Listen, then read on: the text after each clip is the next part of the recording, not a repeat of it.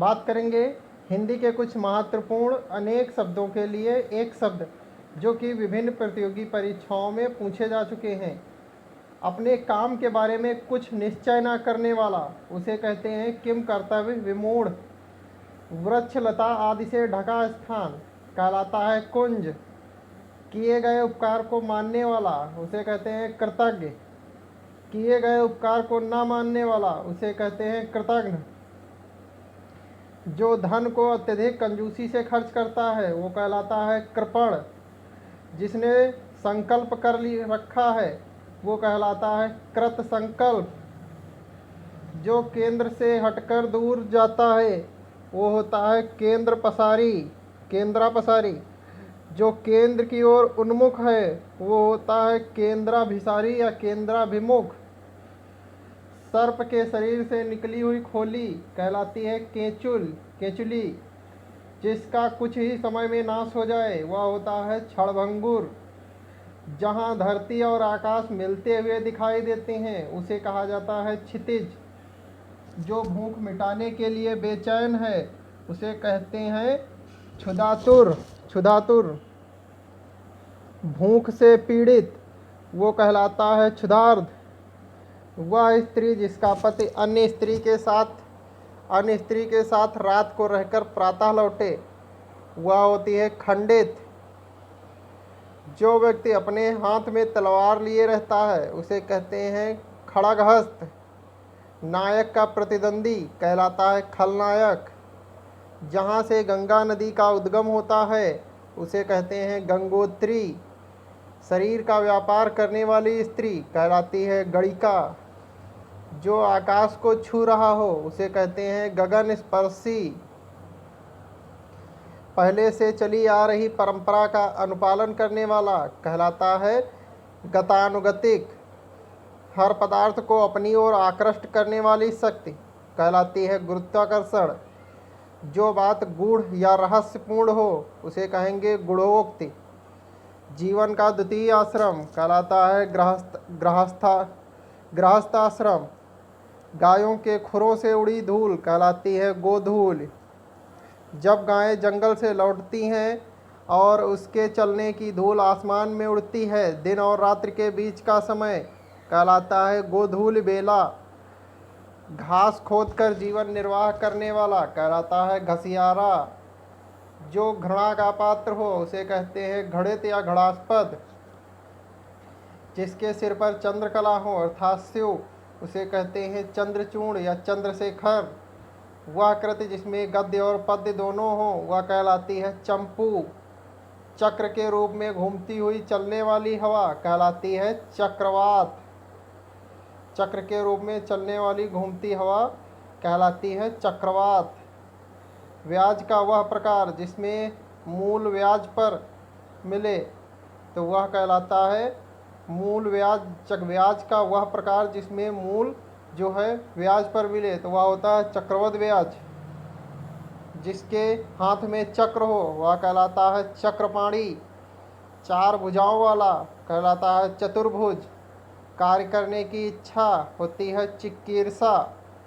लंबे समय तक जीने वाला कहलाता है चिरंजीवी।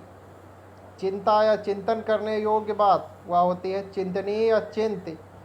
चार पैरों वाला कहलाता है चौपाया या चतुष्पद, चौपाया या चतुष्पद। जो गुप्त रूप से निवास कर रहा हो वो कहलाता है छद्मवासी। दूसरों के केवल दोषों को खोजने वाला वह होता है छिंद्रान्वेषी। पत्थर को गढ़ने वाला औजार कहलाती है छेनी। वह बाहर बारात ठहरने का स्थान कहलाता है जनवासा। जिसने आत्मा को जीत लिया हो वह कहलाता है जितात्मा। जानने की इच्छा रखने वाला कहलाता है जिज्ञास। इंद्रियों को वश में करने वाला कहलाता है जितेंद्री। जो जीतने के योग्य हो वह होता है जेय। जेठ का पुत्र, जेठ यानी पति का बड़ा भाई का पुत्र कहलाता है जेठोत।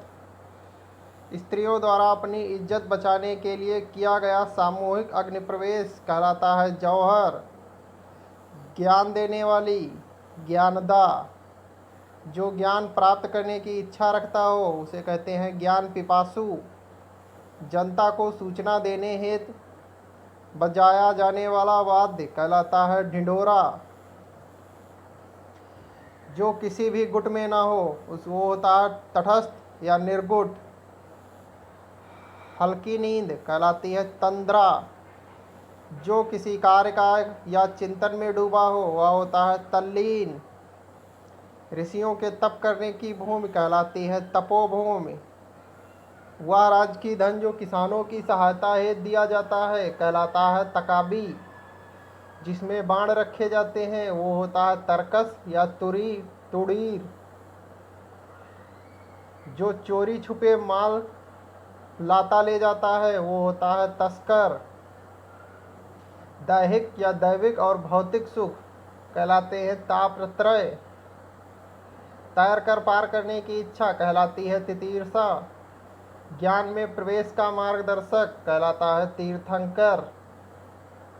वह व्यक्ति जो छुटकारा दिलाता है या रक्षा करता है कहलाता है त्राता।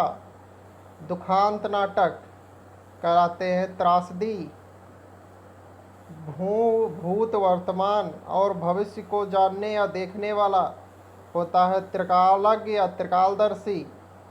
जिसके 3 आँखें हैं वो होता है त्रिनेत्र। वह स्थान जो दोनों भ्रकुटियों के बीच होता है कहलाता है त्रिकुटी। 3 महीने में एक बार यानी त्रैमासिक जो धरती पर निवास करता है वो होता है थलचर। गोद लिया हुआ पुत्र कहलाता है दत्तक। संकुचित विचार रखने वाला होता है दकियानुस। 2 बार जन्म लेने वाला होता है द्विज या ब्राह्मण या पक्षी या दांत को भी द्विज कहा जाता है। जिसने दीक्षा ली थी वो होता है दीक्षित। अनुचित बात के लिए आग्रह कहलाता है दुराग्रह। बुरे भाव से की गई संधि होती है दुरभिसंधि। 2 विभिन्न भाषाएं जानने वाले व्यक्तियों को एक दूसरे की बात समझाने वाला कहलाता है दुभाषिया। जो शीघ्रता से चलता है वो होता है द्रुतगामी। जिसे कठिनाई से जाना जा सके वो होता है दुर्गेय। जिसको पकड़ने में कठिनाई हो वो होता है दुरभिग्रह या दुग्राह। पति के स्नेह से वंचित स्त्री कहलाती है दुर्भगा। जो पति के स्नेह से वंचित स्त्री होती है वो कहलाती है दुर्भगा। तो आज के वीडियो सेशन में हमने कुछ महत्वपूर्ण अनेक शब्दों के लिए एक शब्द डिस्कस किए। बचे हुए अनेक शब्दों के लिए एक शब्द देखने के लिए हिंदी नामक प्लेलिस्ट में आप जा सकते हैं, वहां से उन्हें देख सकते हैं। तो आज के वीडियो सेशन में इतना ही। मिलते हैं अगले वीडियो सेशन में। तब तक के लिए नमस्कार, जय हिंद, वंदे मातरम। कमेंट सेक्शन में वंदे मातरम जरूर लिखें। अगर वीडियो अच्छी लगी हो तो कमेंट सेक्शन में वंदे मातरम जरूर लिखें।